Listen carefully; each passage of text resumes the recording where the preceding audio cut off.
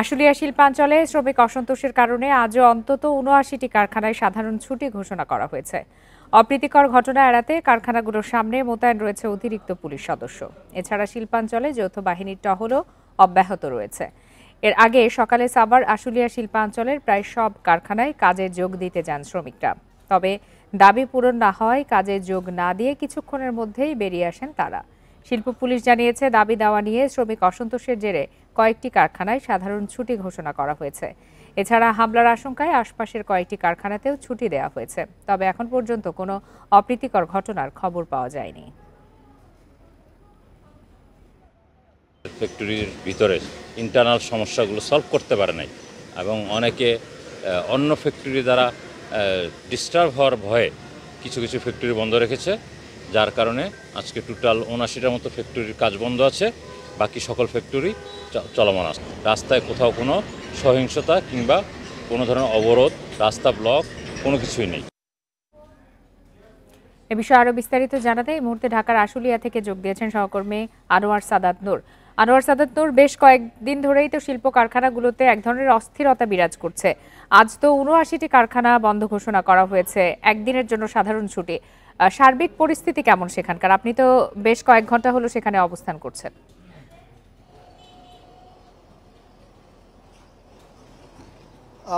আজ মোট ৭৯টি কারখানা বন্ধ আছে, সাধারণ ছুটি ঘোষণা করা হয়েছে। কিন্তু এটি আজকে কিন্তু প্রথম নয়, বেশ কয়েকদিন ধরে এরকম অবস্থা কিন্তু এই আশুলিয়ার গার্মেন্টস কারখানা যেগুলো আছে তার মধ্য দিয়ে যাচ্ছে। আমরা এর আগে থেকেও খোঁজ রেখেছিলাম এবং বিজিএমইর যে কিছুদিন আগে একটি বৈঠক ডেকেছিলেন, জরুরি বৈঠক, সেখানে বিজিএমই সাবেক নেতারা, বর্তমান নেতারা, তারা মিলিয়ে কিন্তু সেনাবাহিনীর কর্মকর্তাদের সাথে এ বিষয়ে একটি আলোচনা করেছিলেন। সেখানেও কিন্তু এই নিরাপত্তা বিষয়ক কথাটি বারবার বলা হয়েছিল এবং আজ এখানে এসে কিন্তু আমরা এতক্ষণ ঘুরে সেই নিরাপত্তার ব্যাপারটি কিন্তু আমাদের চোখে বারবার পড়েছে। আমরা বেশ কয়েকটি এখানকার গার্মেন্টস ঘুরে এবং তার ভেতরের চিত্র দেখেছি যে অধিকাংশ গার্মেন্টস কারখানায় কিন্তু আজকে বন্ধ। যদিও আজকে কিন্তু প্রায় ৭৯টি কারখানা বন্ধ, সাধারণ ছুটি ঘোষণা করা হয়েছে, কিন্তু গতকালকে বা গত ৩ দিন ধরেও কিন্তু বেশ কিছু কারখানা বন্ধ ছিল। যেমন অনেক কারখানার অনেকে দাবি করছেন যে গত ৩ দিন ধরে প্রায় ৩০টির মতো কারখানা কিন্তু বন্ধ ছিল, এই শ্রমিক অসন্তোষ এবং দাবি দেওয়ার যে একটা রেশারেশি সেইটার ধরে। আজকেই এই যে ৬৯টি কারখানা বন্ধ হয়েছে, এটি কিন্তু বেশ কিছু কারখানায় গতকাল আগের রাতে নোটিশ দেওয়া হয়েছে বা কর্মীদেরকে জানানো হয়েছে। আবার অনেক কারখানায় কিন্তু আজকে সকালবেলাই সেই নোটিশ দেওয়া হয়েছে যে কারখানা বন্ধ থাকবে। আমরা যখন আসি বা আরও কিছুক্ষণ আগে অনেক কারখানার যারা কর্মী তাদের কিন্তু আনাগোনা ছিল। আমরা তাদের কাছ থেকে, অনেকের কাছ থেকে জেনেছি, তারা বলছেন যে তারা জানতেন না যে কারখানা বন্ধ আছে বা ছুটি ঘোষণা করা হয়েছে। তারা কারখানায় আসার পরে জানতে পেরেছেন যে তাদের কারখানা বন্ধ থাকবে আজকে, সাধারণ ছুটি ঘোষণা করেছে কর্তৃপক্ষ। আবার অনেকে বলছিলেন যে কয়েকটি কারখানায় তারা এসে ভেতরে ঢুকেছেন, হাজিরা দিয়েছেন, তারপরে তাদেরকে সেখান থেকে জানানো হয়েছে যে আজকে কারখানার কার্যক্রম বন্ধ থাকবে, তারা যেন ছুটি নিয়ে চলে যায়, ছুটি নিয়ে।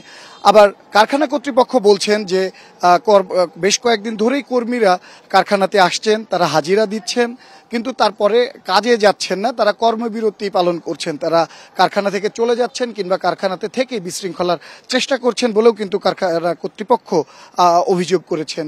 যে অনেকেই বলছেন যে যারা এই একটা গোলযোগ সৃষ্টির চেষ্টা করছেন তারা কিন্তু কারখানা শ্রমিক না, তারা অনেকেই বাইরের বা কেউ কেউ শ্রমিক নেতা বলেও পরিচয় দিচ্ছেন, দিয়ে তারা কারখানায় একটি অস্থিতিশীল পরিস্থিতি তৈরি করার চেষ্টা করছেন। তার বিপরীতে কিন্তু আমরা দেখেছি আইন শৃঙ্খলা বাহিনীর যে একটা কঠোর অবস্থান, এখানে সেনাবাহিনী, র্যাব, পুলিশ মিলায়ে বেশ তারা একটা সরব উপস্থিতিতে আছে এবং সতর্ক উপস্থিতিতে আছে যেন কোনো ধরনের অপ্রীতিকর ঘটনা এখানে না ঘটে। এবং সকাল থেকে এখন পর্যন্ত কিন্তু কোনো অপ্রীতিকর ঘটনার খবরও পাওয়া যায়নি। আশুলিয়া থেকে জানাচ্ছিলেন সহকর্মী আনোয়ার সাদাত নূর। ঠাকুরগাঁও সীমান্তে বিএসএফের গুলিতে জয়ন্ত কুমার শীল নামে এক বাংলাদেশি কিশোর নিহত হয়েছে। ভোরে বালিয়াডাঙ্গি উপজেলার ধনতলা সীমান্তে এই ঘটনা ঘটে। ভারতে অনুপ্রবেশের চেষ্টার সময় জয়ন্তকে গুলি করে ভাঙাপাড়া বিএসএফ ক্যাম্পের জওয়ানরা। এতে ঘটনাস্থলেই তার মৃত্যু হয়। পরে মরদেহ নিয়ে যায় তারা। এ বিষয়ে বিএসএফকে পতাকা বৈঠকের আহ্বান জানিয়েছে বিজিবি। এর আগে ১ সেপ্টেম্বর মৌলভীবাজারের কুলাউড়া সীমান্তে বিএসএফের গুলিতে স্বর্ণা দাস নামে এক বাংলাদেশি কিশোরীর মৃত্যু হয়। ভারতে অনুপ্রবেশের চেষ্টায় স্বর্ণা ও তার মা সহ কয়েকজন কাঁটাতারের বেড়ার কাছে পৌঁছালে তাদের গুলি করে বিএসএফ। এতে গুলিবিদ্ধ হয়ে ঘটনাস্থলে মারা যায় স্বর্ণা। এ নিয়ে গত ১ মাসে বিএসএফের গুলিতে ৩ বাংলাদেশি নিহত হয়েছে।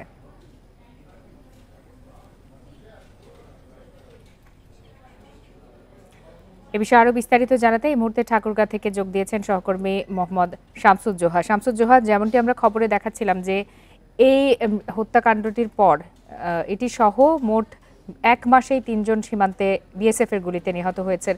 এ বিষয়ে একটি পতাকা বৈঠক হওয়ার কথা ছিল বিজিবি এবং বিএসএফ এর মধ্যে। সর্বশেষ কি তথ্য রয়েছে? যে এখন ঠাকুরগাঁওয়ের বালিয়াডাঙ্গি উপজেলার ধনতলা সীমান্তের ঠুমনিয়া বটতলি গ্রামে এই জয়ন্ত কুমার সিংহের মরদেহের জন্য কিন্তু এলাকা একবারে থমথম অবস্থা বিরাজ করছে। এই এলাকাটি কেবলই শোকের মাতম চলছে। আত্মীয় স্বজন সহ এলাকাবাসী এই জয়ন্ত কুমার সিংহের মরদেহের অপেক্ষায় রয়েছেন। আমরা ঠাকুরগাঁও ৫০ বিজিবির মাধ্যমে জানতে পেরেছি কিছুক্ষণ আগে একটি পতাকা বৈঠক অনুষ্ঠিত হয়েছে এবং পতাকা বৈঠকে বিএসএফ হত্যাকাণ্ডের কথা স্বীকার করেছেন এবং জয়ন্ত কুমার সিংহের মরদেহ ময়না তদন্তের পরে কিন্তু ফেরত দেওয়ার কথা জানিয়েছেন। তবে এটি ময়না তদন্ত কবে শেষ হবে সেই বিষয়টি কিন্তু এখনো নিশ্চিত করেনি।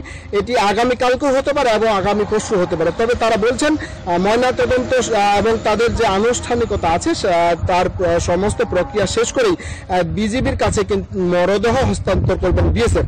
আমরা কিন্তু এমনটাই জানতে পেরেছি। আর আরেকটি বিষয় জানিয়ে রাখি, এই ঘটনায় এই যে জয়ন্ত কুমার এবং তার বাবা কিন্তু গুলিবিদ্ধ হয়েছিলেন। তার বাবা মহাদেব সিংহ তিনি গুলিবিদ্ধ হয়েছেন। তিনি বর্তমানে রংপুর মেডিকেলে চিকিৎসাধীন রয়েছেন। তার পায়ে একটি গুলি লাগে। এছাড়া আরো একজন দেবারু নামে আরো একজন গুলিবিদ্ধ হন।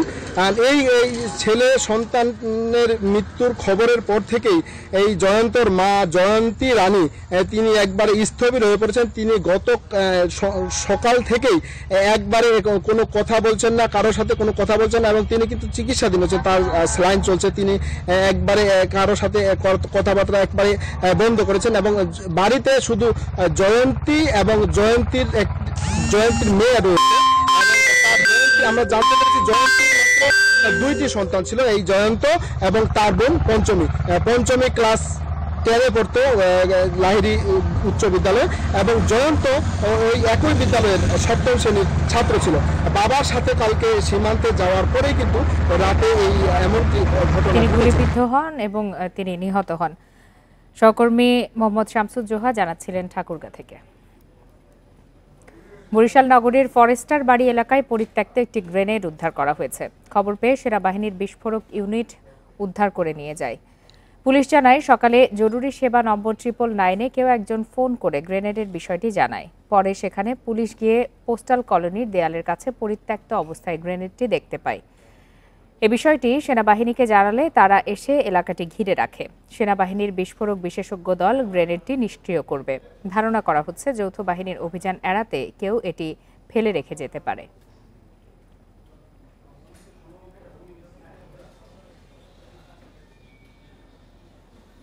এদিকে সিরাজগঞ্জের শাহজাদপুরে 3টি ওয়ান শুটার গান ও 19 রাউন্ড কার্তুজ উদ্ধার করা হয়েছে। ভোরে উপজেলার পারকোলা গুচ্ছগ্রাম থেকে এগুলো উদ্ধার করে যৌথ বাহিনী। শাহজাদপুর থানার ওসি সবুজ রানা জানিয়েছেন, গোপন খবরে পারকোলা গুচ্ছগ্রামে অভিযান চালানো হয়। এ সময় বাসিন্দা নজরুলের ঘর থেকে একটি ওয়ান শুটার পাইপ গান ও 6 রাউন্ড কার্তুজ, শাহাদাতের ঘরে একটি ওয়ান শুটার পাইপ গান ও 7 রাউন্ড কার্তুজ এবং সামাদের ঘর থেকে একটি ওয়ান শুটার পাইপ গান ও 6 রাউন্ড কার্তুজ উদ্ধার করা হয়। এ ঘটনায় পুলিশ 3 জনের বিরুদ্ধে অস্ত্র আইনে মামলা করেছে।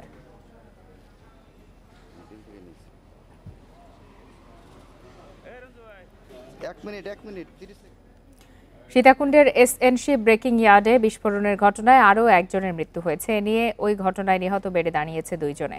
বিস্ফোরণে দগ্ধ আরও 6 জন ঢাকা মেডিকেলের বার্ন ইনস্টিটিউটে ভর্তি রয়েছে।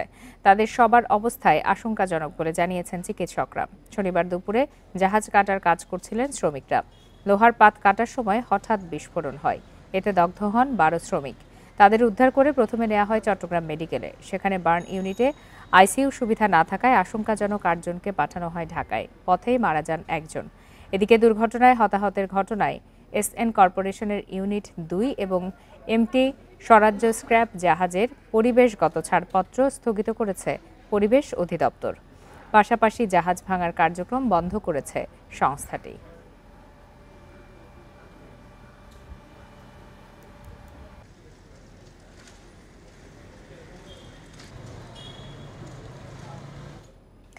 সিরাজগঞ্জের চৌহালিতে জমি নিয়ে বিরোধের জেরে 2 ভাগ্নেকে হত্যার দায়ে মামাসহ 3 জনকে মৃত্যুদণ্ড দিয়েছে আদালত।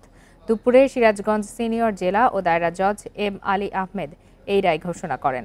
রায়ের সময় আসামিরা আদালতে উপস্থিত ছিলেন। জমি নিয়ে বিরোধে 2018 সালের 7 ডিসেম্বর মামা বকুল মিয়া সহ কয়েকজন ভাগ্নে কাউসার ও মিল্টনকে মারধর করেন। গুরুতর অবস্থায় ঢাকা নেয়ার পথে মারা যায় কাউসার। পরদিন চিকিৎসাধীন অবস্থায় মারা যান মিল্টনও। এদিকে নাটোরের লালপুরে শালিকাকে অপহরণ ও ধর্ষণ মামলায় দুলাভাই জাহিদুল ইসলামকে যাবজ্জীবন কারাদণ্ড দিয়েছে আদালত। একই সাথে 50,000 টাকা জরিমানার আদেশ দেওয়া হয়েছে।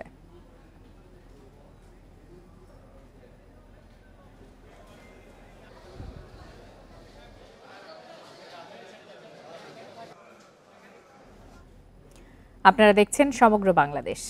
সম্পূর্ণ অটোমেটেড মেশিনে তৈরি সাপোর্ট ফাইবার গ্লাস শিট, ব্যবসা এবার হবেই হিট। বাগেরহাটের ফকিরহাটে পিকআপ ভ্যান ও ব্যাটারি চালিত ইজি বাইকের সংঘর্ষে নারী সহ 4 জন নিহত এবং 1 জন আহত হয়েছেন। সকালে খুলনা বাগেরহাট মহাসড়কের টাউন নওয়াপাড়া এলাকায় এই দুর্ঘটনা ঘটে। পুলিশ জানায় সকালে 5 যাত্রী নিয়ে ইজি বাইকটি ফকিরহাটের কাটাখালী থেকে বাগেরহাটে যাওয়ার পথে বিপরীতমুখী একটি পিকআপের সাথে সংঘর্ষ হয়। এতে ঘটনাস্থলে মারা যান ইজি বাইকের 3 যাত্রী। পরে আহতদের উদ্ধার করে খুলনা মেডিকেলে নিয়ে গেলে সেখানে আরও একজনের মৃত্যু হয়। আহত আরও একজনকে চিকিৎসা দেওয়া হচ্ছে। ঘাতক পিকআপটি নিয়ে পালিয়েছে চালক। এদিকে শেরপুরে 2 মাইক্রোবাসের সংঘর্ষে 5 শিশুসহ 17 জন আহত হয়েছে। এদের মধ্যে 13 জনের অবস্থা আশঙ্কাজনক বলে জানিয়েছেন চিকিৎসকরা। ভোরে শহরের নবীনগর টেকনিক্যালের সামনে এই দুর্ঘটনা ঘটে।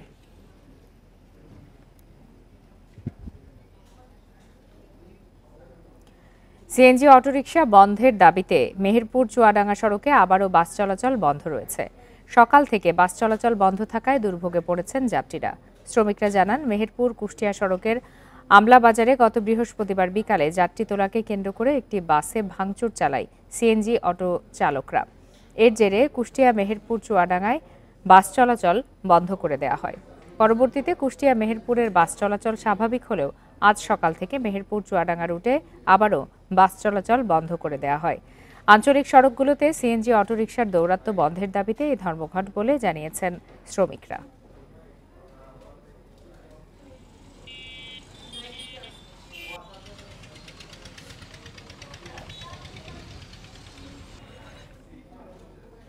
এ বিষয়ে আরো বিস্তারিত জানাতে এবারে মেহেরপুর থেকে যোগ দিয়েছেন সহকর্মী রাজিবুল হক।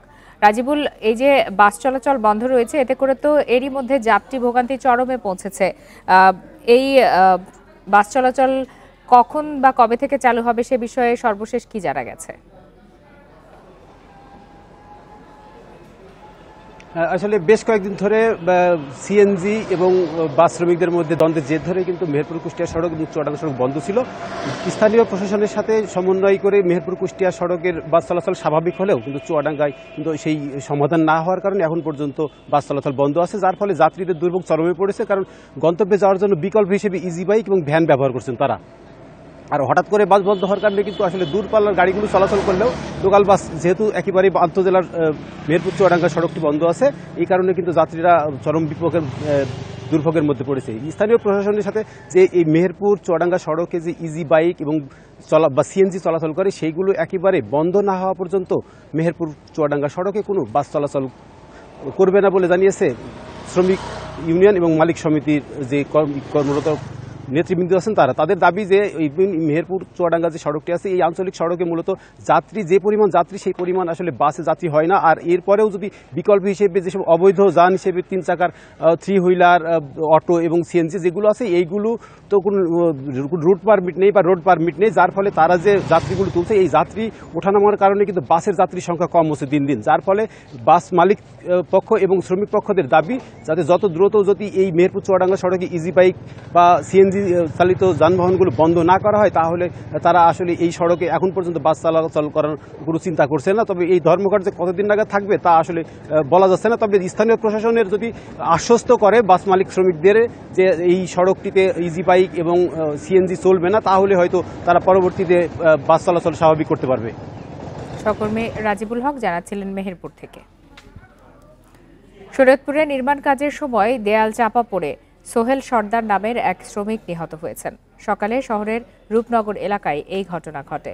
নিহত সোহেল সর্দার পৌরসভার শান্তিনগর এলাকার বাসিন্দা। পুলিশ জানায় রূপনগর এলাকার চানমিয়ার একটি ব্যবসা প্রতিষ্ঠানের দেয়াল মেরামতের কাজ করছিলেন সোহেল। এ সময় দেয়ালটি ভেঙে তার নিচে চাপা পড়েন তিনি।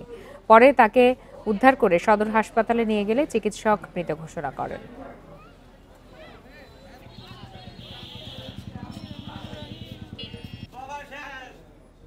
সাংবাদিককে নির্যাতন করার অভিযোগে অভিযুক্ত কুড়িগ্রাম জেলা প্রশাসনের তৎকালীন আরডিসি নাজিম উদ্দিনকে কিশোরগঞ্জের ইটনা উপজেলা নির্বাহী অফিসার হিসাবে পদায়ন করার একদিন বাদে প্রত্যাহার করা হয়েছে।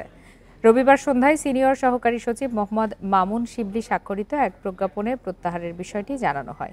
এতে বলা হয়, বাণিজ্য মন্ত্রণালয়ের বাংলাদেশ প্রতিযোগিতা কমিশনের উপপরিচালক হিসাবে বদলি করা হয়েছে তাকে।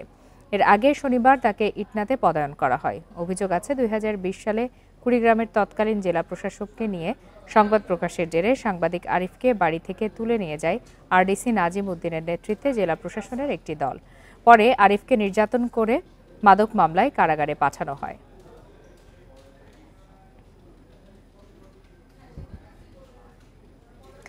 পাঁচ বছর ধরে নষ্ট দিনাজপুর মেডিকেল কলেজের এমআরআই মেশিন। সিটি স্ক্যান মেশিনও বিকল 7 মাস। রোগ নির্ণয়ের গুরুত্বপূর্ণ দুটি যন্ত্র অকার্যকর হওয়ায় ভোগান্তিতে রোগীরা। বেসরকারি হাসপাতালে খরচ করতে হচ্ছে দ্বিগুণ টাকা। তবে দ্রুতই এ বিষয়ে ব্যবস্থা নেওয়া হবে বলে জানিয়েছে কর্তৃপক্ষ। দিনাজপুর মেডিকেল কলেজ হাসপাতালে 2013 সালে বসানো হয় এমআরআই ও সিটি স্ক্যান মেশিন। 6 বছরের মাথায় নষ্ট হয়ে যায় এমআরআই মেশিন, আর এবছর ফেব্রুয়ারিতে বিকল হয় সিটি স্ক্যান মেশিনটি। রোগ নির্ণয়ে এই হাসপাতালে এমআরআই 3000 ও সিটি স্ক্যানে 2000 টাকা খরচ করতে হতো। সেখানে বাড়তি টাকা খরচ করে সেবা নিতে হচ্ছে বেসরকারি হাসপাতাল ক্লিনিকে। এখানে সিটি স্ক্যান হচ্ছে না, বাইরে সিটি স্ক্যান ভাই হচ্ছে 3500 টাকা, এইখানে মাত্র 2000 টাকা। আমার 1500 টাকা অতিরিক্ত লাগতেছে। মাথা ফাটা হয়ে আমরা সিটি স্ক্যান করছি বাইরে যেয়া। হাসপাতালে যদি মেশিন ঠিক থাকতো বা যে কোনো ঠিক থাকতো তাহলে আমরা এখানে করতে পারতাম। এমআরআই নষ্ট, তারপরে কানেক্টিভ নষ্ট, মানে এখানে কোনো চিকিৎসার যে যেটার জন্য সামান্য একটা কিছুর জন্য আসলো বলতেছে পপুলারে যাও। হাসপাতাল কর্তৃপক্ষ বলছে নতুন এমআরআই যন্ত্রের জন্য সংশ্লিষ্টদের জানানো হয়েছে, আর বিদেশ থেকে যন্ত্রাংশ এনে মেরামত করা হবে সিটি স্ক্যান মেশিন। যে এই মেশিনটি ঠিক হবে না এবং আমাদেরকে নতুন মেশিনের চাহিদা দিতে বলেছে এবং সেই প্রয়োজন মতো আমরা নতুন মেশিনের চাহিদাও দিয়েছি। আর সিটি স্ক্যান মেশিনটি ফিলিপসের, ওনাদের সঙ্গে আমাদের চুক্তি করা আছে, ওনারা রিপেয়ার করে দিবেন।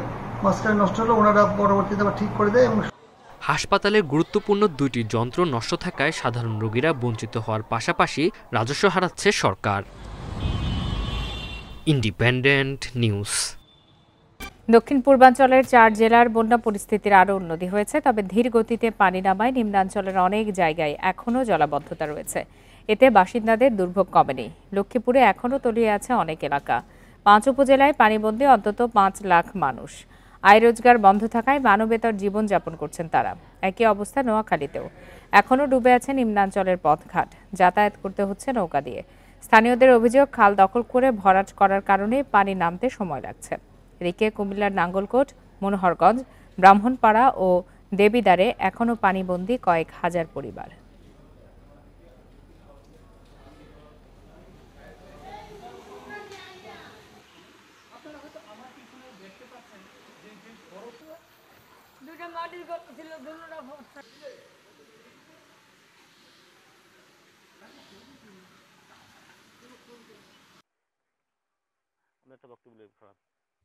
এখন আমরা খুব অসুবিধাতে আছি। এখন আমরা চলবার মতো কোনো ক্যাপাসিটি নাই, দিন মজুরি করে যাই, এটা বন্ধ। আমাদের ঘর দুয়ারে উড়ে মনে করো আমরা এখন বন্যাগ্রস্ত অবস্থা। আমরা একজনের পানিও কমতেছে না, এখান থেকে মানুষ আসতেও পারতেছে না। আমরা মানুষের উপকার স্বার্থে নৌকা 10 টাকা করে মানুষ থেকে নিয়ে আমরা নৌকা ভাড়া ডেলি 800 টাকা করে দেওয়া লাগে। লক্ষ্মীপুরে বেশিরভাগ খালে বাঁধের কারণে এই এলাকায় জলাবদ্ধতা সৃষ্টি হচ্ছে। দ্রুত এসব অবৈধ বাঁধ অপসারণ করে পানি চলাচল স্বাভাবিক রাখার দাবি এলাকাবাসীর। উপজেলা নির্বাহী কর্মকর্তা জানিয়েছেন, খালের ওপর বাঁধে পানি চলাচল ব্যাহত হচ্ছে, তাই অবৈধ এসব বাঁধ অপসারণ করা হবে। লক্ষ্মীপুরের উপকূলীয় অঞ্চলকে বন্যাসহ প্রাকৃতিক দুর্যোগ থেকে রক্ষা করতে প্রায় 50 বছর আগে মেঘনা নদীর পাশে নির্মাণ করা হয় 37 কিলোমিটার বেড়িবাঁধ। এর আশপাশে রয়েছে ঘরবাড়ি ও কয়েক হাজার একর ফসলি জমি। গত 4 দশকে সেই এলাকা দখল ও ইজারা নিয়ে তৈরি করা হয় মাছের ঘের ও পুকুর। গত কয়েকদিনের আকস্মিক বন্যায় জেলার 5 উপজেলায় পানিবন্দী হয়ে পড়ে 10 লাখের বেশি মানুষ। এখন বন্যা পরিস্থিতির উন্নতি হয়েছে, তবে অবৈধভাবে ডাকাতি ও রহমতখালী খাল সহ বিভিন্ন খালে বাঁধ দিয়ে মাছ চাষ করায় বন্ধ হয়ে গেছে পানি চলাচল। এ কারণে মানুষের দুর্ভোগ বেড়েছে। দ্রুত এসব অবৈধ বাঁধগুলো কেটে পানি চলাচল স্বাভাবিক করার দাবি স্থানীয়দের। প্রভাবশালী ব্যক্তিরা খালে বাঁধ দিয়ে পানি নিষ্কাশনের ব্যবস্থাটা বন্ধ করে দিচ্ছে। খালের বাঁধগুলো কেটে দিলে তাড়াতাড়ি দ্রুত হয়তো পানিগুলো নেমে যেতে পারে। খালের ওপর নির্মিত বাঁধগুলো উপজেলা প্রশাসনের নেতৃত্বে অপসারণ শুরু করেছে বিভিন্ন স্বেচ্ছাসেবী সংগঠন। গত 5 দিন যাবত আমাদের স্বেচ্ছাসেবী সংগঠনের সদস্যরা সহ উপজেলা প্রশাসনের সার্বিক তদারকিতে আমরা এই খালটা পরিষ্কারের উদ্যোগ গ্রহণ করি। খালের ওপর অবৈধভাবে নির্মিত বাঁধের কারণে পানি চলাচল ব্যাহত হচ্ছে, তাই অবৈধ বাঁধ অপসারণের উদ্যোগ নিয়েছে উপজেলা প্রশাসন। প্রায় 200 বাঁধ, তারপরে আপনার জাল অপসারণ করা হয়েছে। তো বাঁধ কাটা যেখানে আছে সাথে সাথে আমি খবর পাইলে জানলে আমি কেটে দিচ্ছি। পানি নিষ্কাশনের ব্যবস্থাটা আগের চাইতে অনেক উন্নতি হয়েছে। এবারের বন্যায় জেলার 58টি ইউনিয়ন ও 4টি পৌরসভার মানুষ এখনও পানিবন্দী। Independent news. নোয়াখালীর বিভিন্ন উপজেলার পথঘাট এখনো পানিতে তলিয়ে আছে, এতে দুর্ভোগের শেষ নেই স্থানীয়দের। বেগমগঞ্জের গাবুয়া এলাকায় আঞ্চলিক পাসপোর্ট অফিসের সামনেও হাঁটু পানি। সেবা গ্রহীতাদের যাওয়া আসা করতে হচ্ছে নৌকায় করে। দূর দূরান্ত থেকে আসা নারী, শিশু, বৃদ্ধ সবাইকে জরুরি প্রয়োজনে পাসপোর্ট নিতে ভোগান্তির পাশাপাশি গুনতে হচ্ছে বাড়তি নৌকা ভাড়া। স্থানীয়দের অভিযোগ, অবৈধভাবে খাল দখল ও ভরাটের কারণে দুর্ভোগ পোহাতে হচ্ছে তাদের।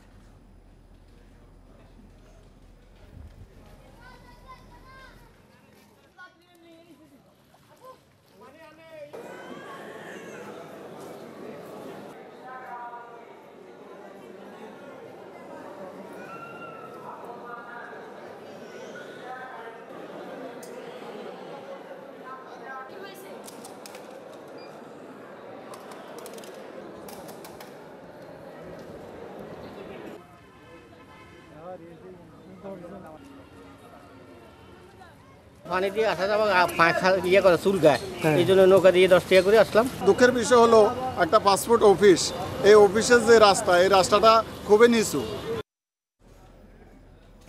বৈষম্যহীন ও সমৃদ্ধ রাষ্ট্র গঠনে প্রত্যেককে নৈতিকতা ও রাষ্ট্রীয় আইনের প্রতি শ্রদ্ধা রেখে নিজ দায়িত্ব পালনের আহ্বান জানিয়েছেন নৌবাহিনী প্রধান অ্যাডমিরাল এম নাজমুল হাসান।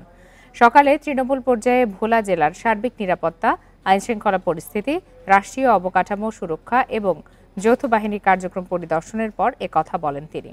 বলেন, সেনা, নৌ ও বিমান বাহিনী সব সময় জনগণের পাশে ছিল, আছে এবং ভবিষ্যতেও থাকবে। জানান, এরই মধ্যে নৌবাহিনীর সহায়তায় উপকূলীয় অঞ্চলের থানাগুলোর স্বাভাবিক কার্যক্রম শুরু হয়েছে।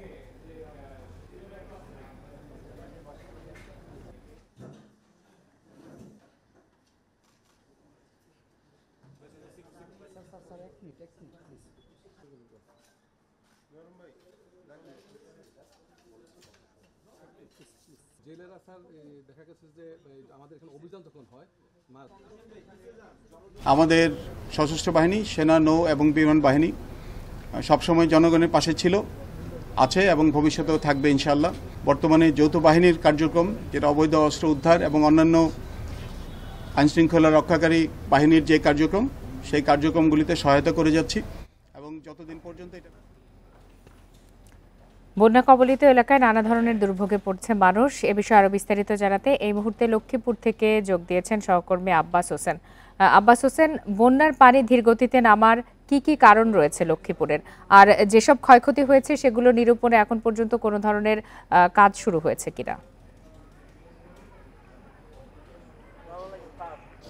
আসলে আমি এখন যেখানে রয়েছি এটি যে সদর উপজেলার যে হোগলডহরি এলাকা, এই এলাকায় গত 17 তারিখ থেকে অর্থাৎ আগস্টের 17 থেকে এখন পর্যন্ত পানিবন্দী রয়েছেন এখানকার মানুষ। একই অবস্থা আমরা দেখেছি লক্ষ্মীপুর সদর যে উপজেলার যে পূর্বাঞ্চলে যে 12টি ইউনিয়ন এবং পৌরসভার 10টি ওয়ার্ড, এর বাইরে রামগতি, কমলনগর, রায়পুর এই কিছু এলাকা এখনো পানিবন্দী রয়েছে।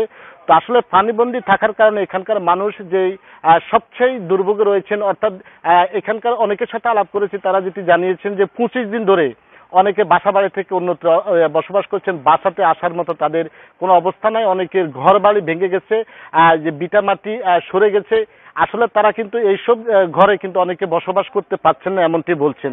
আমরা কিন্তু এর বাইরেও কিন্তু আমরা কথা বলছি এখানকার যে ত্রাণ যে পুনর্বাসন কর্মকর্তার সাথে, তারা যেটি জানিয়েছেন ইতিমধ্যে 18,000 ঘর বিধ্বস্ত হয়েছে, 5.5 লাখের উপর মানুষ ক্ষতিগ্রস্ত হয়েছে। এইসব তালিকা তারা তৈরি করছেন।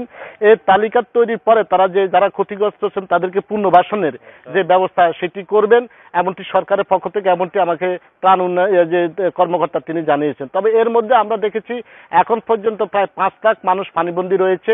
এদের দুর্ভোগ এবং দুর্দশায় তাদের দিন কাটছে, অনেকে খেয়ে না খেয়ে তারা দিন পার করছেন এমনটি অনেকে বলেছেন। পাশাপাশি বিভিন্ন স্থানে যে আশ্রয় কেন্দ্রগুলো রয়েছে সেখানেও কিন্তু পর্যাপ্ত খাবার সরবরাহ করা হচ্ছে না এবং অনেক এলাকা এখন পর্যন্ত ত্রাণ না পৌঁছানোর কথা অনেকে বলছেন। তো আসলে এখানকার মানুষের দুর্ভোগ যেটি সেটি কিন্তু লেগে রয়েছে, দুর্ভোগের কোনো শেষ নেই। এর বাইরে কিন্তু আমরা দেখেছি বিভিন্ন খালগুলা ভরাট হয়ে যাওয়ার কারণে, দখল করার কারণে মূলত পানি নামছে না, পানি না নামার কারণে মূলত এই সমস্যাটা হচ্ছে। তো এখানকার বিশেষ করে এই অঞ্চলের মানুষ যে বিভিন্ন খাল রয়েছে, ডাকাতিয়া, রহমতখালী, বীরেন্দ্র খাল এবং বুলুয়া, এই খাল দিয়ে কিন্তু মেঘনায় পানি অপসারণ হওয়ার কথা, কিন্তু বিভিন্ন খালে প্রায় 2500-র মতো বাঁধ থাকার কারণে মূলত পানি যে দ্রুত পানি নামতে পারছে না। তা আসলে পানি না নামার কারণে মূলত এই জলাবদ্ধতা, এই বন্যার পানি এখন পর্যন্ত অবনতি হয়েছে, কিছু জায়গায় উন্নতি হচ্ছে। তবে পানি উন্নয়ন বোর্ডের পক্ষ থেকে যেটি বলা হয়েছে তারা অপসারণের কাজ করছেন, দ্রুত সময়ের মধ্যে পানি অপসারণ হলে বন্যা পরিস্থিতি স্বাভাবিক হবে এমনটি আশা করছেন পানি উন্নয়ন বোর্ডের পক্ষ থেকে। লক্ষ্মীপুর থেকে জানাচ্ছিলেন সহকর্মী আব্বাস হোসেন। জামায়াত শিবিরকে নিষিদ্ধ করতে গিয়ে শেখ হাসিনাই দেশ ছেড়ে পালিয়ে যেতে বাধ্য হয়েছেন বলে মন্তব্য করেছেন ঢাকা মহানগর দক্ষিণের সেক্রেটারি শফিকুল ইসলাম মাসুদ। তিনি আরও বলেন, জামায়াত শিবির নিষিদ্ধের ট্রাম্প কার্ড দিয়ে আন্দোলন নস্যাৎ করতে চেয়েছিল শেখ হাসিনা। ছাত্র জনতা জামায়াত শিবিরকে সাথে নিয়ে সব ষড়যন্ত্র ব্যর্থ করে দেয়। দুপুরে লক্ষ্মীপুরে পথসভায় এসব কথা বলেন তিনি। এদিকে 15 বছরের দুর্নীতি লুটপাট বন্ধে যতটুকু সময় প্রয়োজন তা অন্তর্বর্তীকালীন সরকারকে দেয়া হবে বলে জানিয়েছেন জামায়াতের সেক্রেটারি জেনারেল মিয়া গোলাম পরোয়ার। গাইবান্ধায় শহীদ পরিবারের সদস্যদের সাথে মত বিনিময় সভা শেষে সাংবাদিকদের একথা জানান তিনি।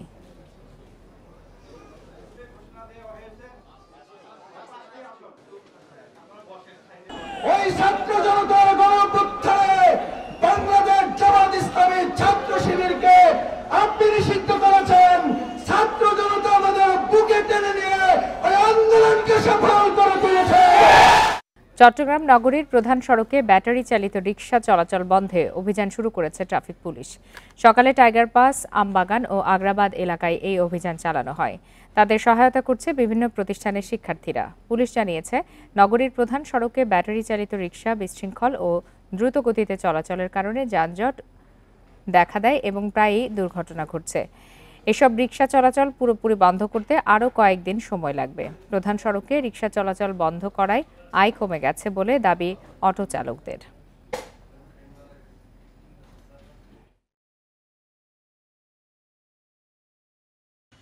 আজকে থেকে অভিযান শুরু করেছি। এটা দৃশ্যমান উন্নতি হয়তো আর কয়েকদিন সময় লাগবে। আমরা আজকেও এখানে আমার পয়েন্টটা কয়েক টাকার আটক হয়েছে। আশা করি এইভাবে আমরা যেটা শুরু করেছি কয়েকদিন অব্যাহত রাখলে আপনারা একটা দৃশ্যমান উন্নতি লক্ষ্য করবেন। জুলাই মাসের অনাবৃষ্টি ও আগস্টের অতিবৃষ্টির কারণে নওগাঁয় রোপা আমনের উৎপাদন ব্যয় বৃদ্ধি এবং ফলন কমের আশঙ্কা করছেন কৃষকরা। ঠাকুরগাঁওয়ের কৃষকদেরও মৌসুমের শুরুতে সেচের ওপর নির্ভর করতে হয়েছে।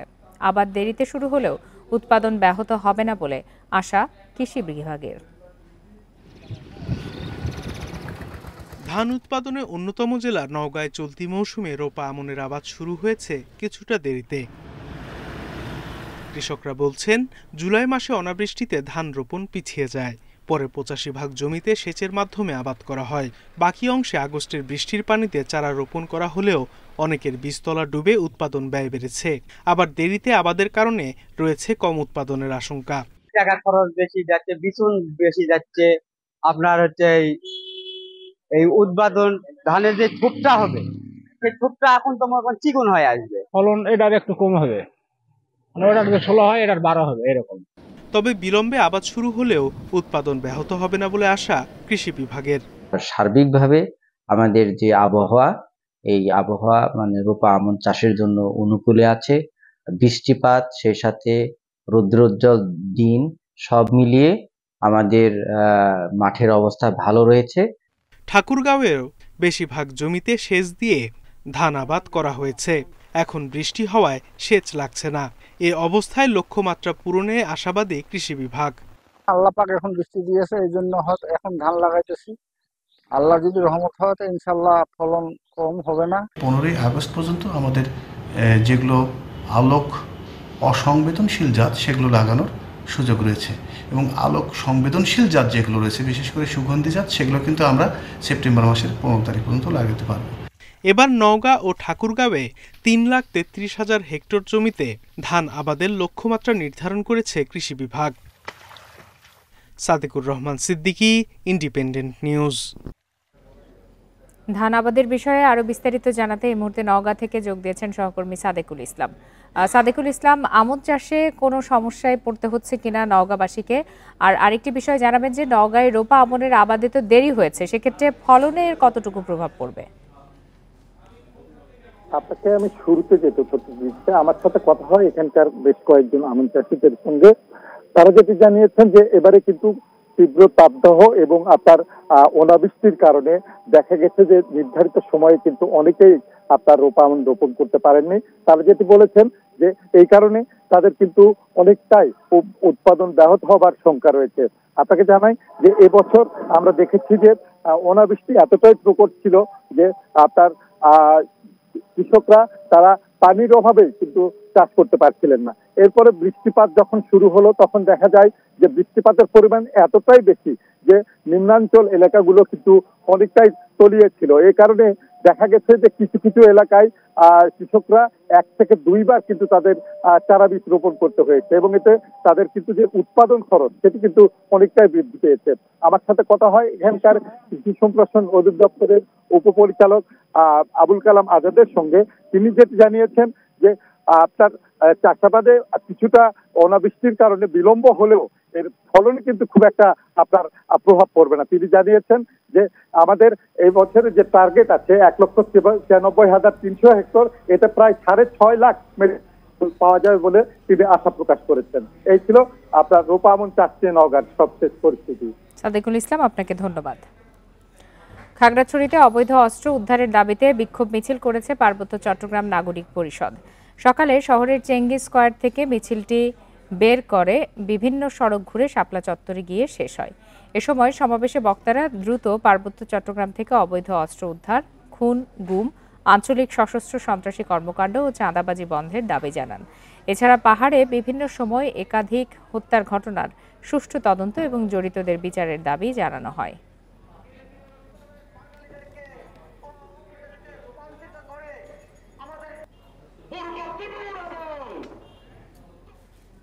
শেষ করছে আজকের সমগ্র বাংলাদেশ ইন্ডিপেন্ডেন্ট টেলিভিশনের সব খবরের আরো বিস্তারিত জানতে চোখ রাখুন ফেসবুক, ইউটিউব আর এক্সে। ধন্যবাদ সবাইকে।